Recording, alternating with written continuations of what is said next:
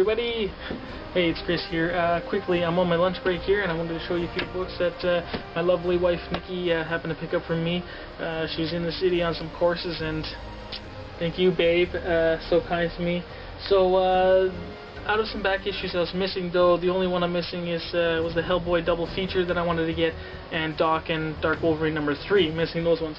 But I'm all up to date with everything else so far. So first, I want to talk to you guys about these two books right here. The only ones that came out for December 1st books. And there was quite a few variant issues for this one. Del Auto was the one that I probably wanted, but it was more rare. But yeah, beautiful cover from Del Auto. This one, just regular, pretty good. But let me tell you, the art is okay, interesting. There's a few different styles. I don't know if I could really show you guys. But just take a look at that art style. I don't know, it's alright. There's another art style in here too. I really don't care to say names right now. I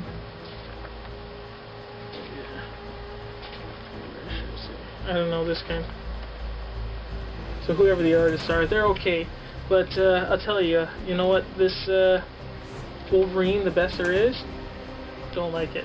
It was kind of a goofy, stupid stories, I think, for how it was supposed to be marketed.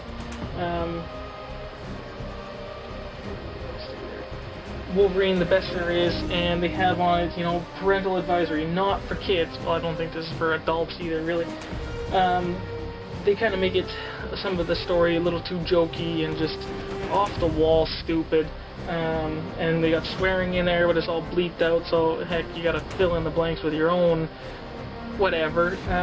So this parental advisory, I think they're marketing and making it think it's more than it should be, because Marvel, they already have their own rating system, and there are for teens and adults, and we're already reading some books that are for adults.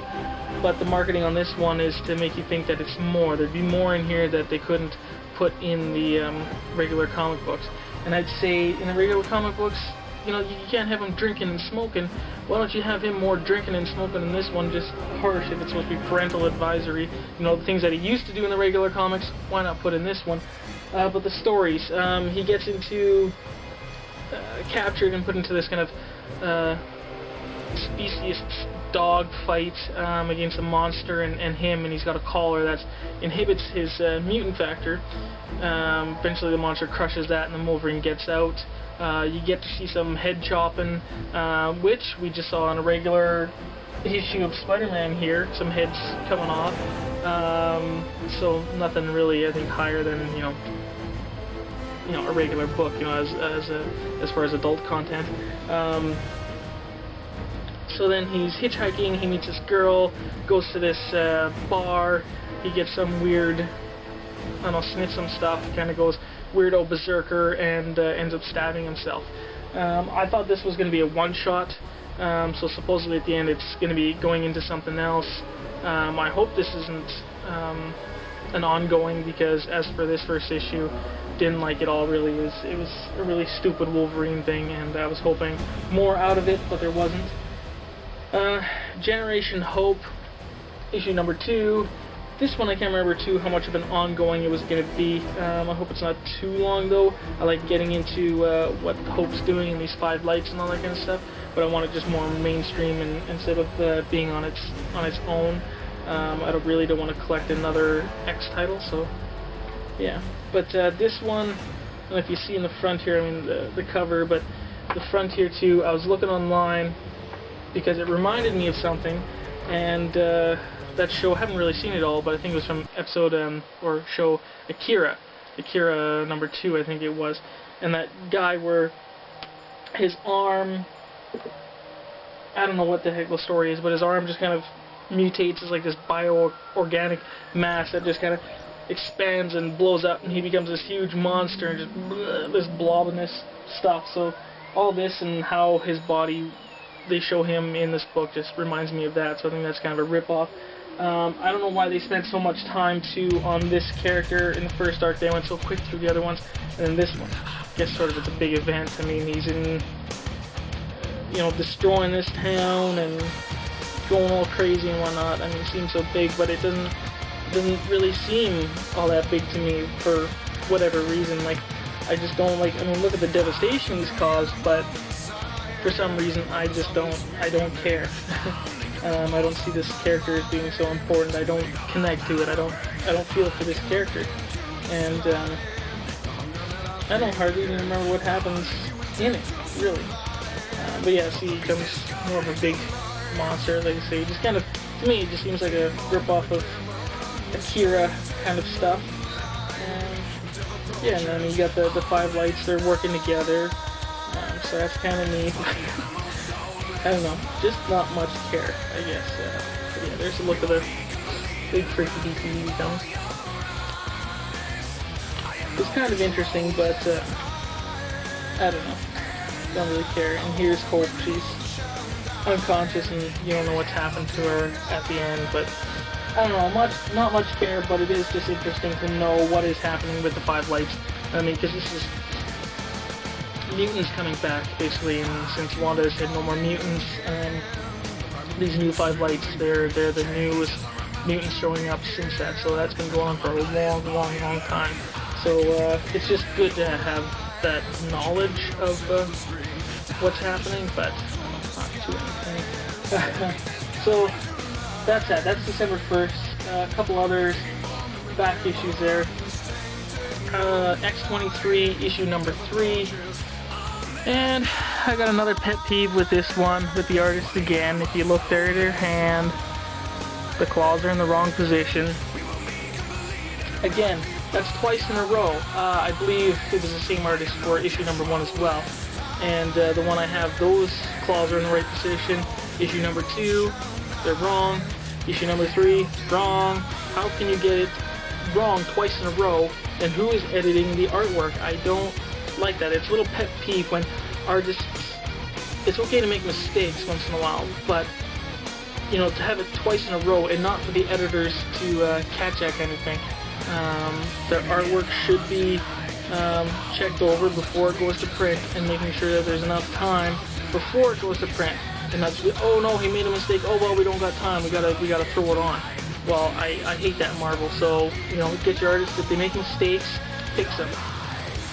I just don't like that. The coloring on the cover, I think, I enjoy better than some of the other colorings. It's very good, but I do enjoy this kind of water-esque kind of color. I don't know. Laura, too, I don't know, I'm kind of disappointed a little bit in this one, but the demon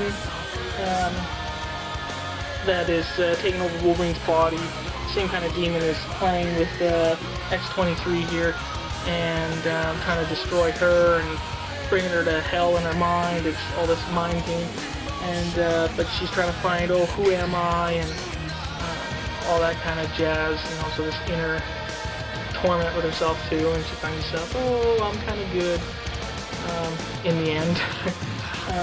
So now it's going to go into, she's out of Utopia and basically going to go find herself, so she kind of defeated the monster within her mind, and blah blah blah, sort of boring. Yeah, I don't know, X-23, Laura, her origin story, I love that, and when she was in X-Force, that's where I think she was the most brightest character. I loved it in her in X-Force. That was the best I've seen so far of her.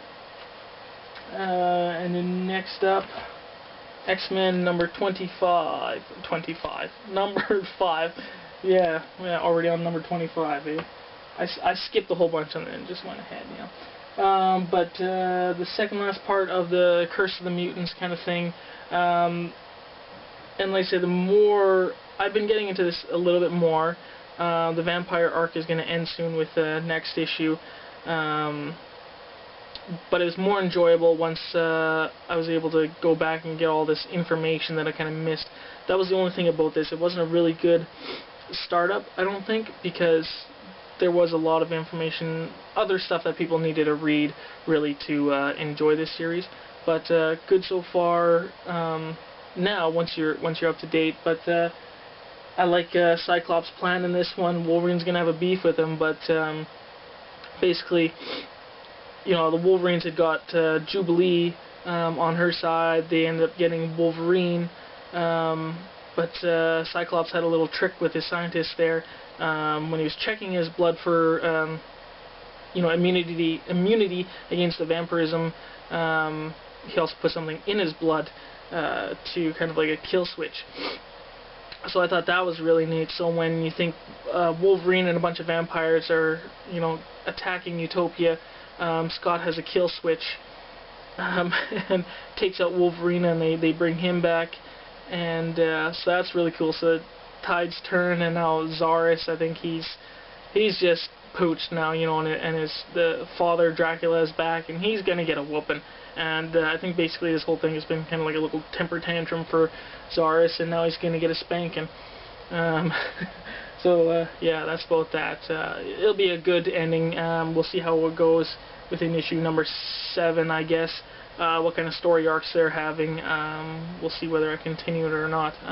See if X-Men or Uncanny X-Men, we'll see which one can beat out the other. Maybe if one is really good, one's really crappy, then I might drop one of the titles, either or. But yeah, so that's about that for the comic books. I also wanted to thank